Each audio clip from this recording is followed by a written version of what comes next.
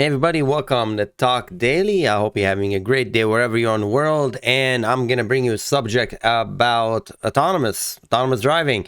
This article comes to us from Motor Trend and it's their division, The Inevitable. It's written by Johnny Lieberman, and I'll have the link to this article in the description below. So he's saying, okay, so what is the story? What's going on? It's a big deal. In California, we're able to test autonomous vehicles. Literally, go on the road and go ahead and test them. We have very lenient laws. And we have the best climate. I mean, it barely rains. It rained like 3 times or something. It doesn't rain. There's plenty of sunshine and plenty of traffic. And that's exactly the environment you want. A lot of freeways with a lot of gridlock traffic. So all the companies come here and they test their cars. And one of those companies, Mercedes. I had an article about Mercedes before. I think they have the best autopilot. And I think Mercedes is leading in that program. And I'll tell you why. Right now, we're talking about level 3. I have a couple of videos talking about what the difference in levels. You can go ahead and check them out. We're not going to go through that right now. But so anyway, this is level 3. And they're talking about the fact that in Germany, when they're testing the cars, they only can go up to 37 miles per hour. That's not, you're not going to get a lot of useful data. In California, you can go. Just drive, dude. Go ahead and drive. So they're all coming here. They're all coming to California. All mean car manufacturer, Volvo, a lot of car companies. So now we're talking about Mercedes. So Mercedes is here and they're putting their cars out and they're driving them. And that's just so happened that reporters was with the engineer when they're doing one of the test run data. The car looks like this basically. There's a bunch of stickers on it letting you know that look, test pilot, drive pilot inside. And there's people in it. But look at it, it's just in traffic. This is going toward the Dodger Stadium in LA. All the traffic here is downtown LA, Grand Avenue, Maple Avenue. The car is doing its thing. So what's so special about it? Well, I'll tell you what is amazing special about it is the fact that this car takes responsibility for its autopilot what other companies don't. So I'll read you a quote from this. It says, what happened if there's an event where the drive pilot no longer feels like it should be driving? Very legitimate question. There are several situations where the car will try to give control and liability. Keyword, liability. The car will give you liability. How? It will give you a text message. It will vibrate the steering wheel. Will tug on the seatbelt. Those are what the car will do to communicate with the driver, telling him that, look, there's a construction site. The weather is going bad. You're in control now. So the car does several things to do it. But there's a thing. Drive pilot does not quit. Again, level 3 autonomy maintains total control while driving. Not the person who just so happened to be sitting next to the steering wheel. So if you had some sort of medical emergency, drive pilot does not simply turn off. Instead, the car turns on its hazard and slowly comes to a stop in its lane. Do other cars currently on sale do something similar? If the driver can't take control of the car, sure. Nissan Pro Pilot Assist, GM Super Cruise do exactly that, just to name a couple. But the driver is not a liable party in this case. Think about that. That's Mercedes standing behind the technology is saying, we know this actually works very well. That's amazing. Mercedes has taken a massive step forward in accepting liability where drive pilot holds the rein. That's an almost tectonic difference. Also, there are plenty of level 2 cars on sale that just up and quit when they feel like it. And he's talking about Tesla. I don't want this to become a Tesla versus Mercedes kind of an argument, but really Tesla is, I love Tesla, but it's really not a finished product. It's not, all of Tesla is kind of like, they're evolving. And Mercedes, I made a video about that, so I don't want to go in that realm, but Tesla will just quit. The Mercedes won't.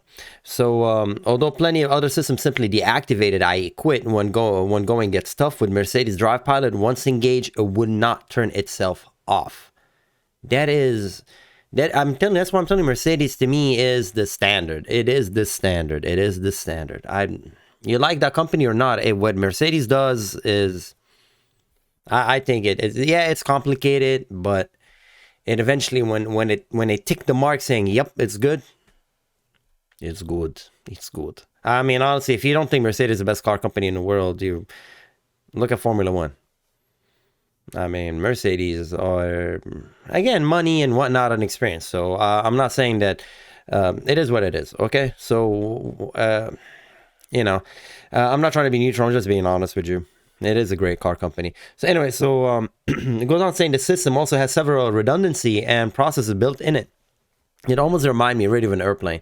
For instance, the car is constantly downloading 3D maps on the road as it drives on. So it knows, okay, there's construction site coming up. This lane will end. It will already know that. Okay, and it will tell you, hey, you need to change lane, because right now, the way it is, it doesn't change lane. It will eventually get there, but it doesn't. It lets you know you need to change lane. So for example, here you go. Let's say one lane on the freeway is closed for construction 5 miles ahead. If you happen to be in that lane, that would eventually disappear. The system won't activate. As of now, Drive Pilot cannot change lane on its own. Also, the power steering, brakes, and power supplies all have redundancies. It's just fantastic. The engineer, he kept mentioning that word, and then keep mentioning in the article, so an ODD, and it was like basically what it is operational driving domain, which is, think about it like the border map. You know, when playing video games, you hit the map, the border map. That's basically what it is for the autonomous level 3, because we're not in level 4 yet. And currently, it's the California freeways. They're trying to expand to Arizona, because Arizona is doing the legislative work, trying to basically get all that business, right? And what else? It's Washington trying to get on board. So trying to expand to Arizona, Washington, and Oregon. I have a feeling it's all like those... I don't want to be political, but I was like all the blue states for some reason. No, I don't know why. But if you know why, let me know. But because the weather up there, I guess, I don't know. So anyways, that's what I'm trying to push forward to. But for now, currently, Los Angeles is the hub. And you know what? Today, I was driving today and I saw Mercedes-Benz, and not the autopilot, but I saw the one with all the camouflage, the two-door one, driving around Redondo Beach. So, hey man, they're out there, all car manufacturer. This is Southern California. It is, I don't know if you're watching this and even Monte Carlo, you think, oh no, we have the best road. No, trust me. Southern California is, it is what it is, man. It's what happened in Cali expands to the world. I mean, we have the most expensive gas prices. We have very silly laws. It's a very big nanny state, but for some reason they have a lot of leniency for companies. I don't know, money, whatnot, politics. I have no idea. I know you can't, it's almost impossible to buy firearms in California, but you can have a car drive itself on the freeway. I don't know. It is what it is. That's a different subject. But anyways, good job, Mercedes. And if you don't know about this autopilot, it's amazing. And it's not out yet. They're still developing it. I believe you can still get it on certain vehicles. But this is currently, we're at the cusp of collecting data. And when is it going to be available? I mean, for it to be completely ready for testing, maybe 2024. I'm just putting that number out there, okay? But as of now, it's a great technology. Again, look at the interior of the car. I love how the car looks like. This is such a nice car. It really is. This is a beautiful car. I mean, oh, by the way, this is tells you autonomy. When it's a green or goes to red, it lets you know, okay, I'm in control now. I'm driving. And look at them. They're like playing games when the car is driving. I mean, that's all Tesla right there. And you see right now it's no light. And I guess he's just showing you that the car will let you do stuff like that when you're driving. And you see that's the display you see. The car is aware of its surrounding, the two white lanes, there's a car in front of it, maintaining distance. Right here it shows the speed limit of 55 is doing 22 miles per hour. Again, it's nice. I think technology is always great. Those are the sensors that has in the front of the vehicle. And I'm showing you the little radar they have on the top. So they have a LiDAR. There's multiple sensors on the vehicle. Those are sensors. Oh, right here. Oh, that's pretty nice. Oh, that's in the wheel well. Oh, interesting. And here it tells you the sensors. Road moisture sensor. Oh, that's the road moisture sensor. Interesting. And the radars in the bumper, LiDARs in the front. So what thing was on the top? Antenna array, highly accurate positioning, cameras for optic, ultrasonic sensor, sonic impulse to detect the rear vehicle surroundings. Driver camera. I love it. I love all this tech. I think it's just fantastic. Look at that's a closer look of it. That's beautiful, but don't crash this car. I would imagine if you own a body shop to repair, I'm pretty sure it's replaceable just like everything else. But man, things are getting complicated.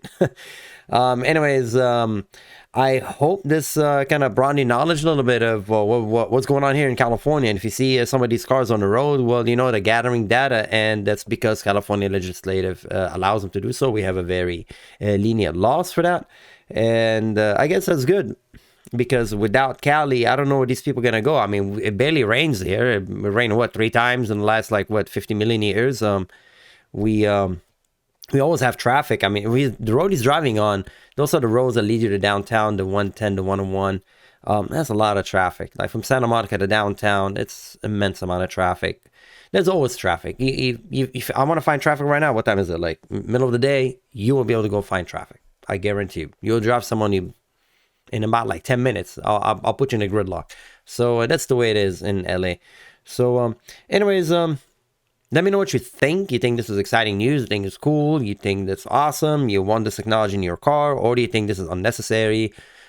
Let me know in the comments below. And as always, thank you for watching and take care. And I'll see you next time. Bye-bye.